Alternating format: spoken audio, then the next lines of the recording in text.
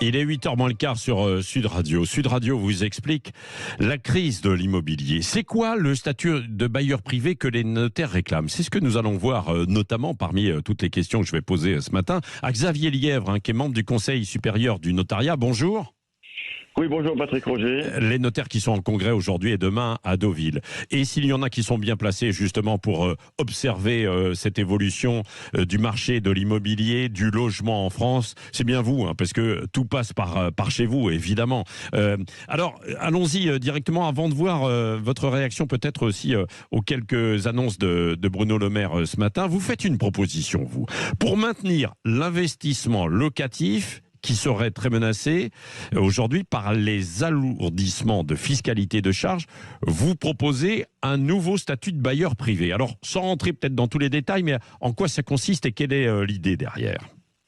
Oui, merci. Je suis effectivement là à Deauville. On a le congrès des notaires qui démarre. Je rectifie une petite phrase. Je suis membre du congrès des notaires. C'est une... Du congrès, oui. Bon, voilà, une équipe qui travaille depuis 2 ans sur ce sujet du logement. On avait beaucoup d'avance et puis on est rattrapé par l'actualité. C'est formidable. Ouais. Ce que l'on propose, nous, on demande rien. On constate juste qu'aujourd'hui, la fiscalité du bailleur privé, elle est à plein de niveaux aberrante. Ouais.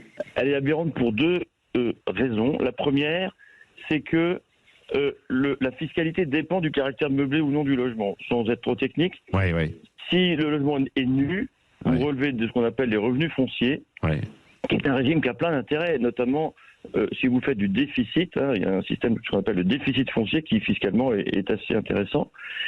Et puis, si vous êtes en meublé, vous relevez de ce qu'on appelle des bénéfices industriels et commerciaux, les BIC. Et là, vous avez un régime qui s'applique généralement aux loueurs meublés non professionnels. C'est ce qui se passe avec tous les gens qui louent en Airbnb. Alors, il y a Airbnb, puis il y a ceux qui louent en meublé, en fait, classique aussi, pour des étudiants qui viennent pendant 1 an, et donc, ils leur louent en meublé, en fait, aussi, sans faire du Airbnb. Exactement. Donc ça, c'est un premier sujet. Nous, ce qu'on dit, mais d'ailleurs tout le monde le demande, c'est supprimer le critère meublé ou non pour la fiscalité du bailleur privé. Alors, ça paraît simple quand on le dit. Quand on rentre dans le détail, parce que tout ça, c'est assez complexe, donc il faut assumer la complexité et aller dans le détail. C'est ce qu'on a fait, nous, les notaires. Et on arrive avec une proposition qui est assez technique, inévitablement, mais qui à notre avis, est globale, cohérente et tient la route. Et puis le deuxième sujet que pose toute cette difficulté, c'est ce qu'a dit le ministre hier. C'était très intéressant ce qu'a dit le ministre hier. Et je trouve qu'on a un excellent ministre du Logement.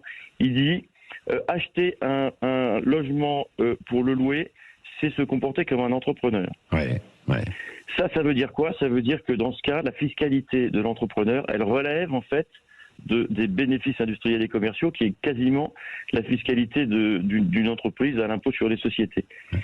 Sauf que c'est pas si simple, parce que vous avez tout le parc existant avec les gens qui sont en revenus fonciers, et puis vous avez le parc à venir avec les gens qui vont effectivement investir en voulant se comporter comme un entrepreneur.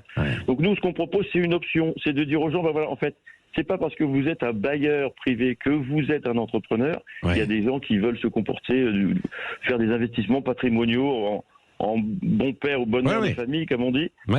Souvent, on vient souvent en pensant à leur retraite future, en disant, c'est vrai, c'est ce que font beaucoup de personnes, qui aujourd'hui renoncent ou se disent, je vais vendre parce que c'est plus intéressant, ça ne me rapporte pas du tout, au contraire, ça me coûte beaucoup, Donc nous, ce qu'on propose, c'est assez innovant, mais aujourd'hui, je pense qu'il faut pas avoir peur d'innover, et c'est le message qu'il faut qu'on passe au gouvernement. N'ayez pas peur d'innover, n'ayez pas peur de sortir des codes, n'ayez pas peur de Bercy, qui est inquiet évidemment pour les finances publiques, et nous sommes tous inquiets pour les finances publiques, mais je pense qu'on peut rééquilibrer facilement la fiscalité du bailleur privé.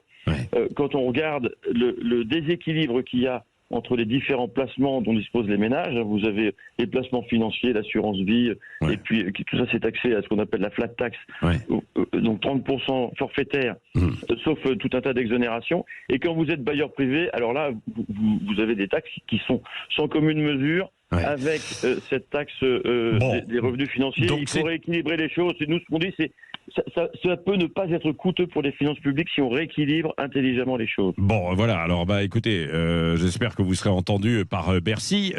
Justement, Bercy et Bruno Le Maire qui annonce ce matin qu'il veut différer l'interdiction de louer les passoires thermiques. Quel est votre avis à ce sujet ? C'est sage. Je crois que c'est demandé par tout le monde. Le problème aujourd'hui, la crise, elle est principalement sur le marché de l'achat.